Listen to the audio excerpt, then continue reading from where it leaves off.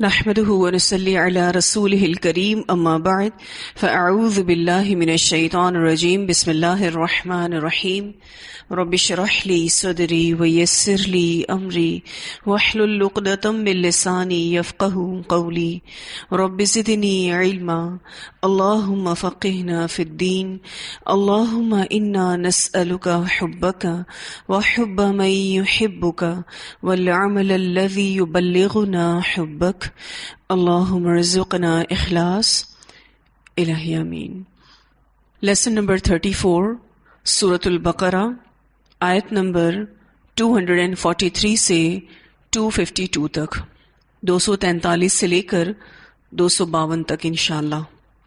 الم ترا، کیا نہیں دیکھا تم نے، الی الذین، طرف ان لوگوں کے، خرجوا جو نکل گئے، من دیارہم اپنے گھروں سے، وہم حالانکہ وہ، الوفن ہزاروں میں تھے، حذر الموت موت کے ڈر سے یا موت سے بچنے کے لیے۔ یہ ایک قوم کا ذکر ہے، بعض کے خیال میں یہ بنی اسرائیل ہی ہے۔ یہ لوگ تقدیر سے بھاگے تھے۔ کہتے ہیں کہ ان کے ہاں طاعون کی وبا پھوٹ پڑی تھی، اسی حالت میں ان لوگوں نے اپنے گھروں کو خیر آباد کیا۔ طاعون کی بیماری میں یہ ہوتا ہے کہ جہاں یہ بیماری پھیلتی ہے تو چند لوگ اس کا شکار ہو جاتے ہیں، لیکن باقی تک بھی جراثیم جا چکے ہوتے ہیں۔ اب وہ لوگ جراثیم کے ساتھ اگر دوسری جگہ منتقل ہو گئے تو وہاں بھی یہ بیماری پھیلنے کا خطرہ ہو جائے گا۔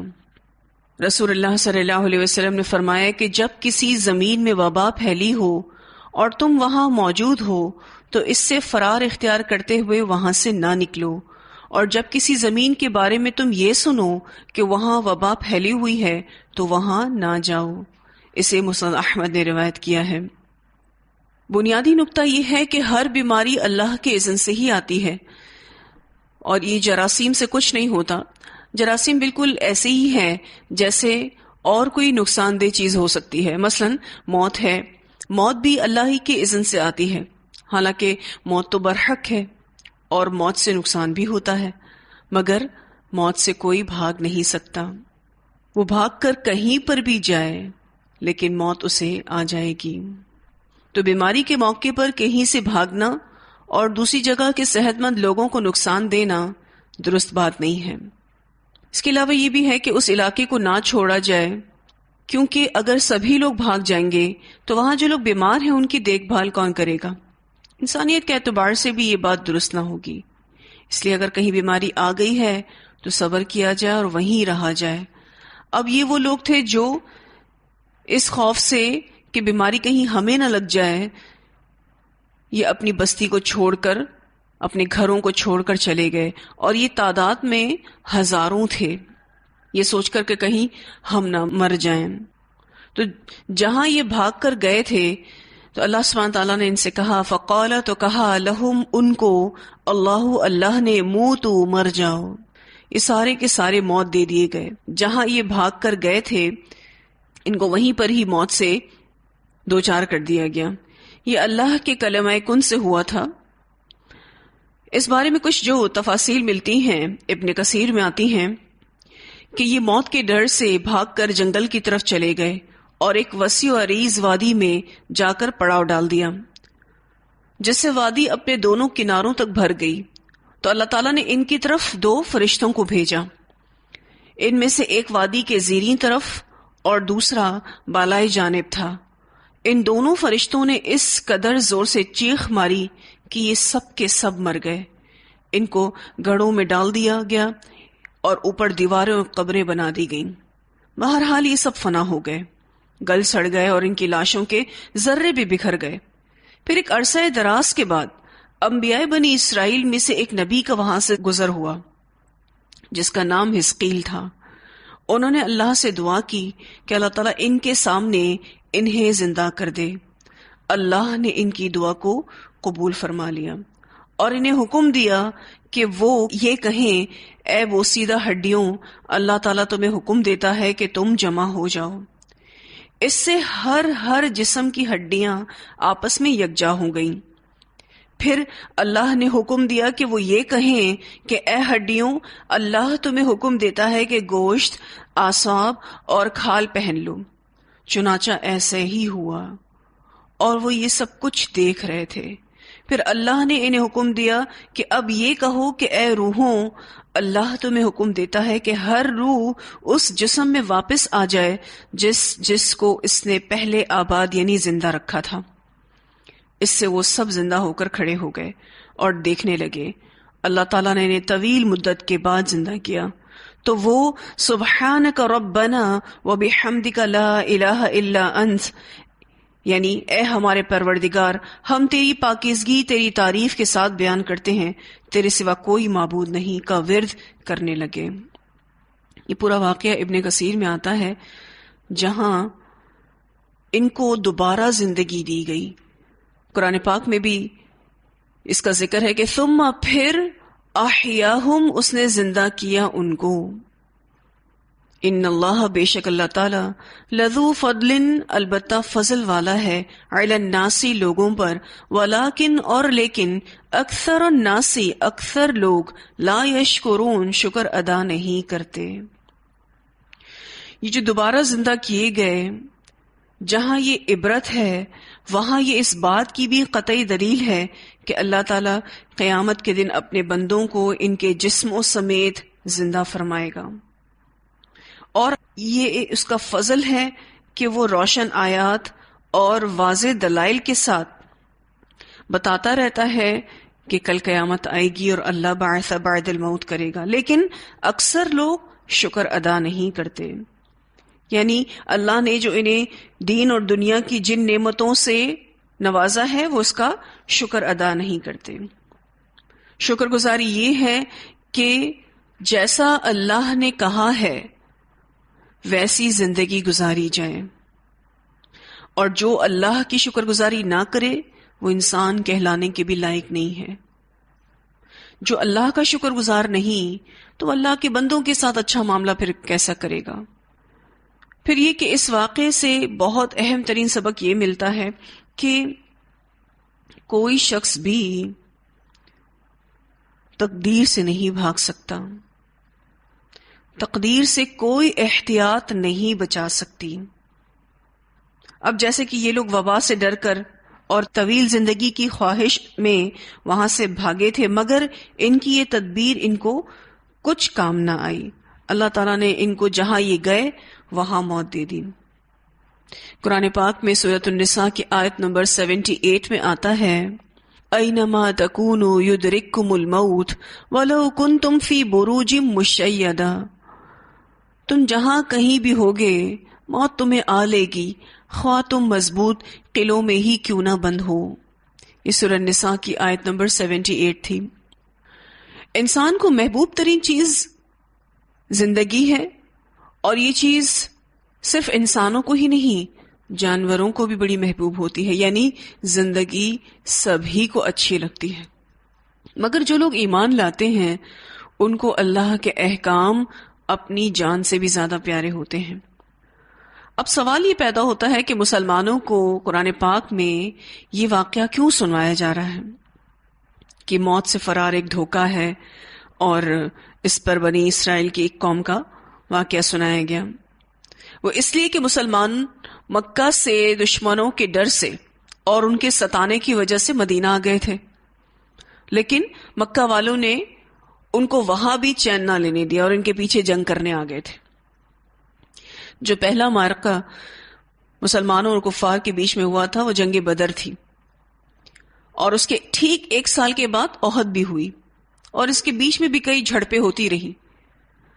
اب مسلمان مدینہ کی بستی میں بڑے سہمے ہوئے رہتے تھے، اور تعداد میں تھوڑے ہونے کی وجہ سے وہ جنگ کے لیے اور جہاد کے لیے خود کو تیار محسوس نہیں کر رہے تھے۔ تو ان کو یہ سبق سکھایا جا رہا ہے کہ موت سے فرار ایک دھوکہ ہے۔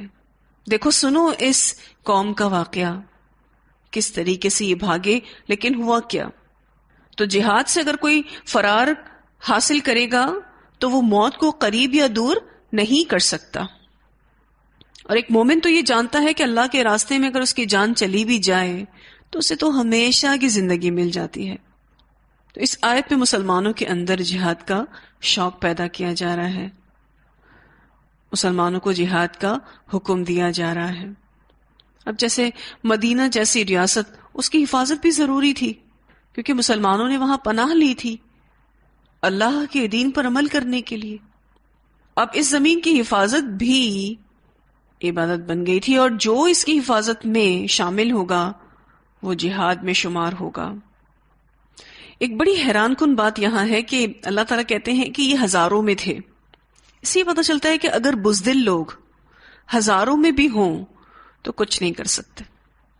تو بہت اہم آیت سورۃ البقرہ کی، جس میں واضح طور پر ہم سب کو یہ بات سمجھا دی گئی کہ زندگی اور موت اللہ کے ہاتھ میں ہے، اور موت کا وقت مقرر ہے۔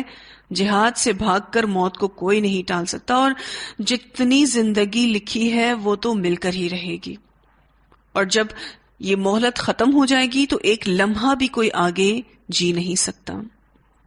ایک بڑا انٹرسٹنگ واقعہ آتا ہے، ایک ملاح کی کہانی آتی ہے۔ ایک کہاوت کہہ لیں یا کہانی کہہ لیں کہ کشتی میں ایک شخص سوار ہوا۔ اس نے ملاح سے سوال پوچھا کہ تمہارا باپ کیسے فوت ہوا؟ اس نے کہا میرا باپ سمندر میں ڈوب کر فوت ہوا۔ تو اس شخص نے پوچھا کہ تمہارے دادا کیسے فوت ہوئے؟ تو اس نے جواب دیا کہ سمندر میں ڈوب کر۔ پھر اس شخص نے کہا کہ تمہیں سمندر میں جاتے ہوئے ڈر نہیں لگتا؟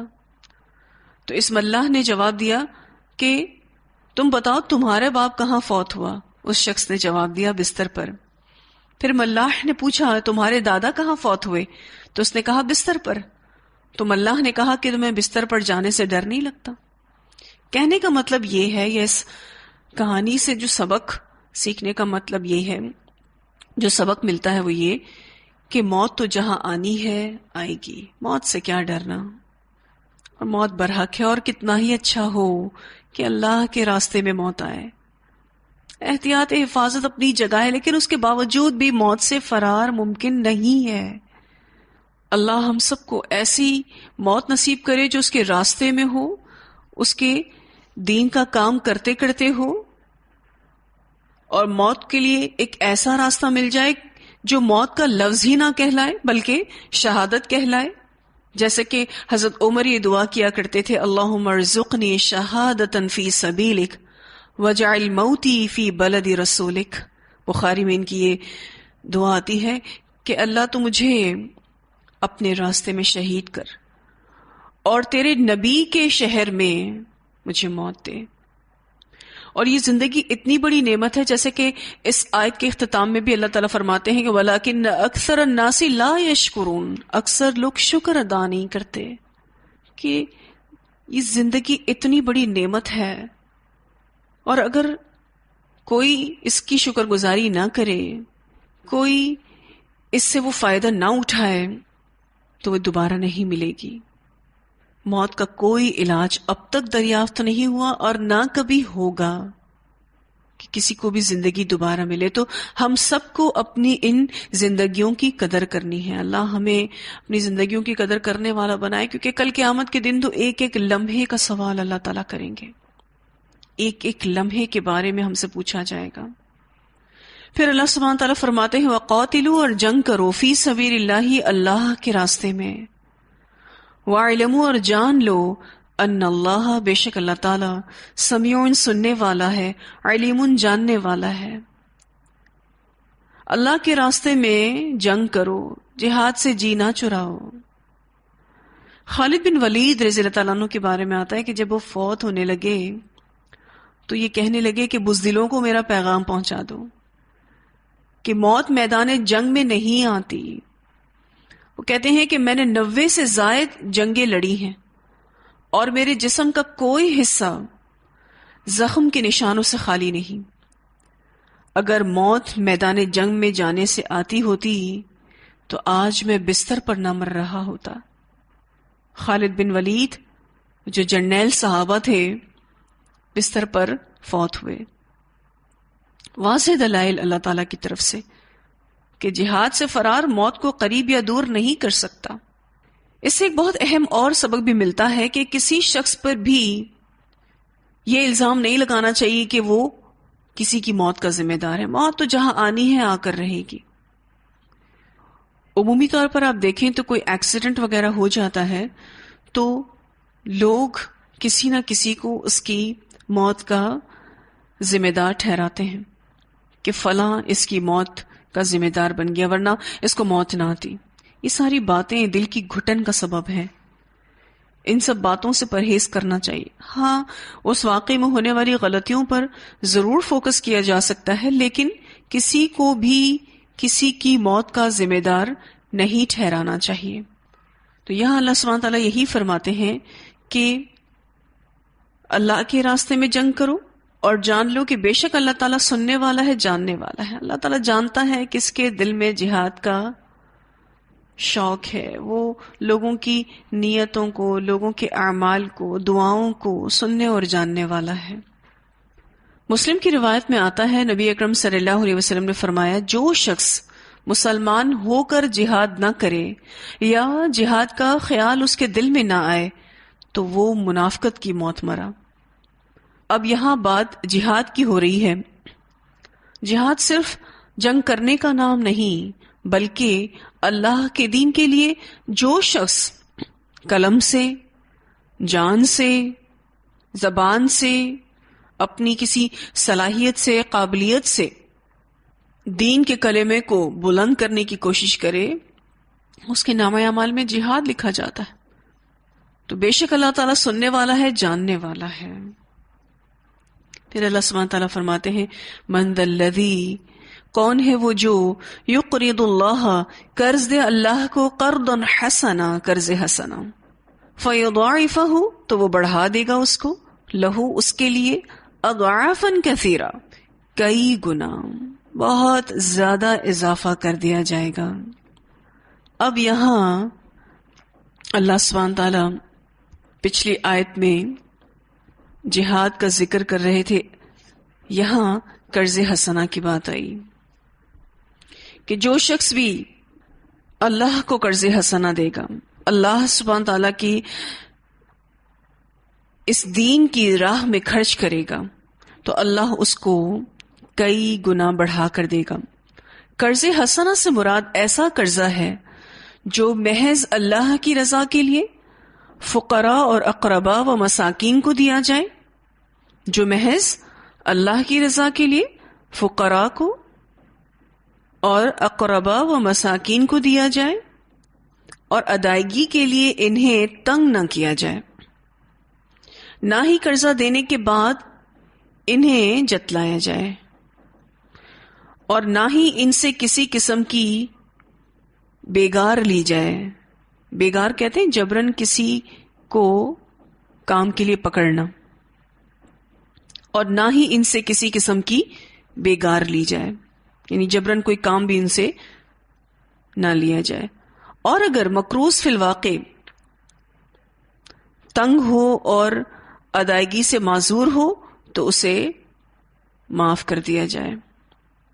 ویسے تو اللہ کو قرض حسنہ دینے کا مفہوم بہت وسیع ہے اور اس میں انفاق فی سبیل اللہ کی بہت ساری صورتیں آ جاتی ہیں، بلکہ تمام صورتیں آ جاتی ہیں. اب مضمون کی مناسبت سے یہاں یہ صورت محسوس ہوتی ہے کہ جو اللہ کے دین کے راستے میں انفاق کرے گا اللہ اس کو کئی گنا بڑھا چڑھا کر دے گا. مثلا دین کی نشر و اشاعت کے لیے، جہاد کے لیے، یعنی جس کا اصل مقصد دین کو طاقت دینا ہو تو اللہ اپنے ذمہ قرض کہتے ہیں.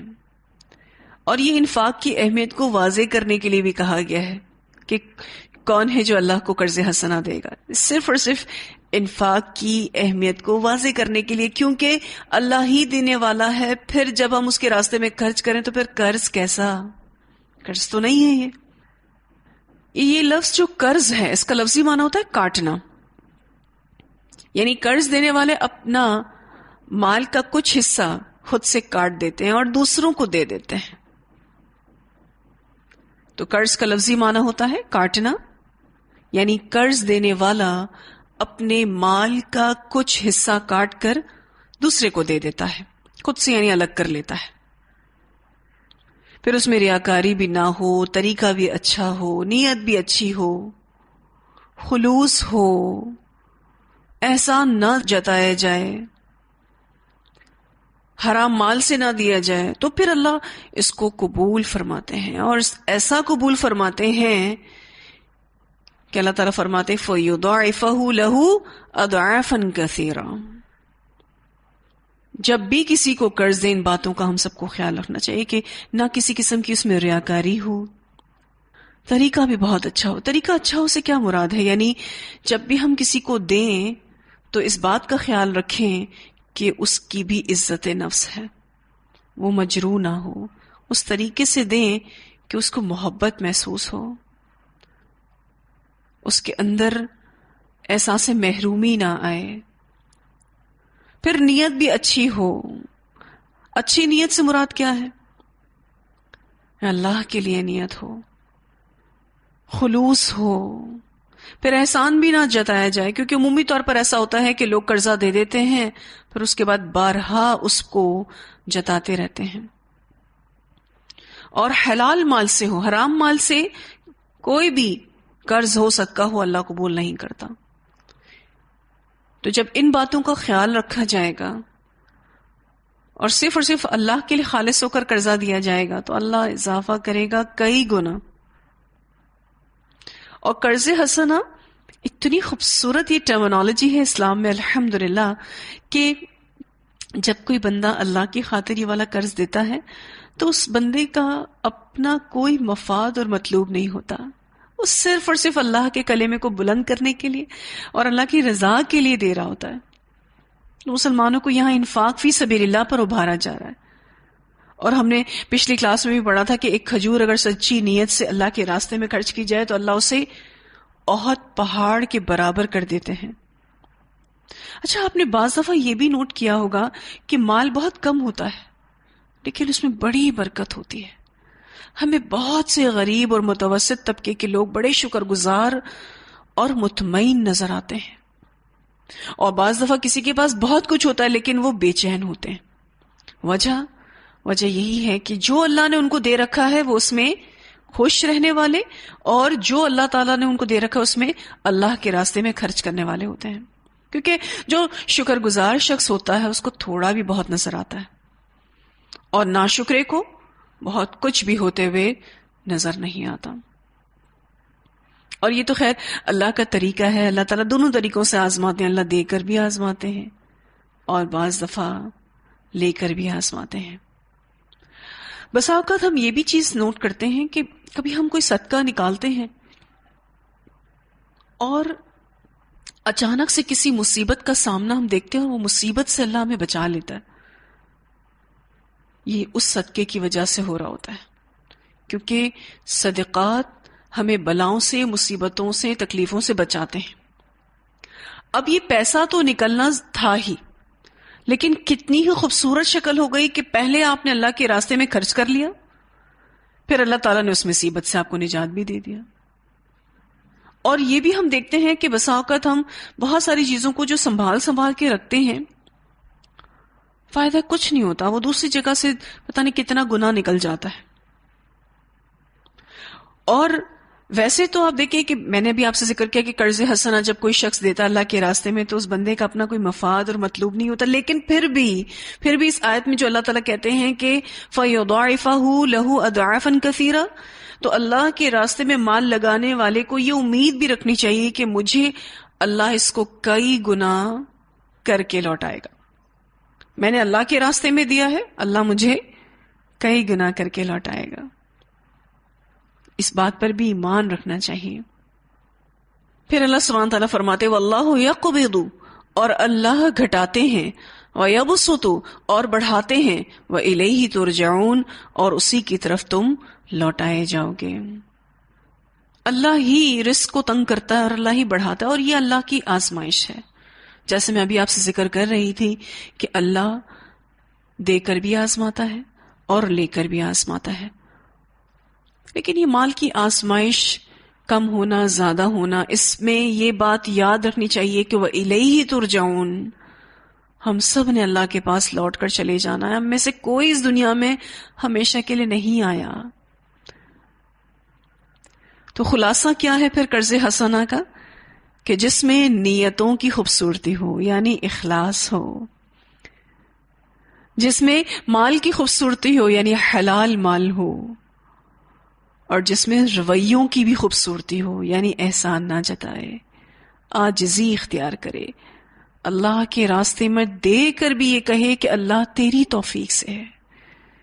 اور خوش ہونا چاہیے ہم سب کو. اگر ہمارے مال سے اللہ کے دین میں کچھ بھی لگ رہا ہے تو دینے والی ذات وہی ہے، اور کتنا اس کا احسان ہے کہ وہ ہمیں اس مال کو خرچ کرنے کی توفیق بھی دے دیتا ہے، پھر اس کو قبول بھی کرتا ہے، اور پھر اس کے بعد اس کو کئی گنا بڑھا کر بھی دیتا ہے. تو سراسر اس کا احسان ہے. تو ہم سب کو اس پر شکر ادا کرنا چاہیے کہ جب ہمیں اللہ مال دے اور اس بات کی توفیق دے دے کہ ہم اس کے راستے میں خرچ کرنے والے ہوں، اور امید بھی رکھیں اللہ ہمیں کئی گنا بڑھا کر دے گا دنیا والآخرہ. انشاءاللہ انفاق فی سبیل اللہ پر تو جب ہمارا تیسرا پارہ شروع ہوگا ہم بے شمار آیتیں اس پر پڑھیں گے. اس پارے کا تو مرکزی مضمون ہی انفاق فی سبیل اللہ ہے.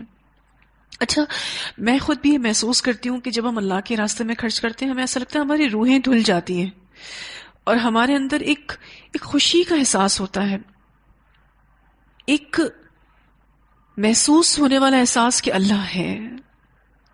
ورنہ بتائیے کہ انسان اپنی زندگی کا یہ بہترین حصہ مال کیوں کر کسی کو دے گا؟ لیکن اس کے اندر جب یہ احساس ہوتا ہے کہ اللہ تعالیٰ ہے اور میں اللہ کے لیے خرچ کر رہی ہوں، اللہ اس کے ذریعے میری دنیا اور آخرت کو سنوارے گا، تو یہ چیزیں ہمارے روحوں کو دھونے کا سبب بن جاتی ہیں. ایک ایمان بڑھتا ہے کہ اللہ اب ہمیں مشکلوں پریشانیوں سے بھی بچائے گا. ہمیشہ ایسا مال اللہ تعالیٰ سے مانگا کرے کہ اللہ ہمیں بھرپور مال عطا کرے اور ہمیں دینے والا دل بھی عطا کرے، کہ ہم اپنی جان کو بھی اللہ کی راہ میں خرچ کرنے والے ہوں، اپنے مال کو بھی، اپنی اولاد کو بھی، اپنی ہر صلاحیت کو، ہر قابلیت کو اللہ کے راستے میں دینے والے بنے. اور اللہ تو کئی گنا بڑھا کر دیتا ہے نا، وہ تو بادشاہ ہے، وہ مخلوق کی طرح تو معاملہ کرتا بھی نہیں. اور اگر ہر گھر میں ایسی سوچ آ جائے، اور خاص طور پر عورتوں میں ایسی سوچ آ جائے کہ اللہ کے راستے میں خرچ کرنا ہے، ایک اسلامی شعور آ جائے، تو باہمی تعلق اور تعاون شوہر اور بیوی کے درمیان آسان ہو جاتا ہے. اور ان تعلیمات کا پڑھنے کا فائدہ یہی ہے کہ ہمارے ہاتھ اللہ کے راستے کے لیے کھل جائیں، اللہ کے دین میں خرچ کرنے کے لیے کھل جائیں. صحابہ کرام تو اسلام کے لیے ہی جیتے تھے، وہ تو اپنا آپ ہر وقت نچھاور کرنے کے لیے تیار تھے. ہم خود کے لیے جیتے ہیں، اور بسا اوقات مال کی محبت کی وجہ سے بہت معمولی سی چیز دینے سے بھی رک جاتے ہیں. اللہ ہمیں اس سے بچائے. بہت چھوٹی چھوٹی چیزوں میں ہم پیچھے رہ جاتے ہیں. تو اللہ تعالیٰ سے مال کی وسعت بھی مانگیں اور دینے والا دل بھی مانگیں کہ اللہ اپنے راستے میں خرچ کرنے والا بنا، بھرپور خرچ کرنے والا بنا، دونوں ہاتھوں سے خرچ کرنے والا بنا، اور اللہ اس کو قبول بھی فرما. اور یہ جو الیہ ترجعون کے ساتھ اس آیت کا اختتام کیا گیا ہے، بڑا ہی خوبصورت اختتام کیا گیا ہے کہ جانا اسی کے پاس ہے. اس ایمان کے ساتھ خرچ کریں کہ اس دنیا میں اگر نہ بھی ملا تو کل قیامت کے دن تو اللہ بھرپور عطا کرے گا. ان آیات کی تلاوت سنتے ہیں، پھر آگے بڑھیں گے انشاءاللہ. اعوذ باللہ من الشیطان الرجیم، بسم اللہ الرحمن الرحیم. أَلَمْ تَرَ إِلَى الَّذِينَ خَرَجُوا مِنْ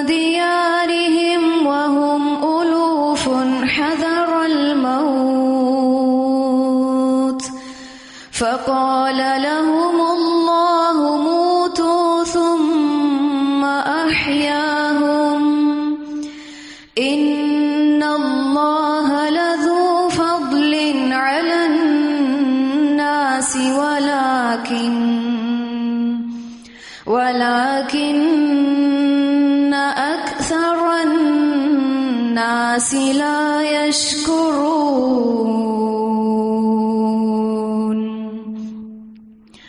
وقاتلوا في سبيل الله واعلموا أن الله سميع عليم من ذا الذي يقرض الله قرضا حسنا فيضاعفه له أضعافا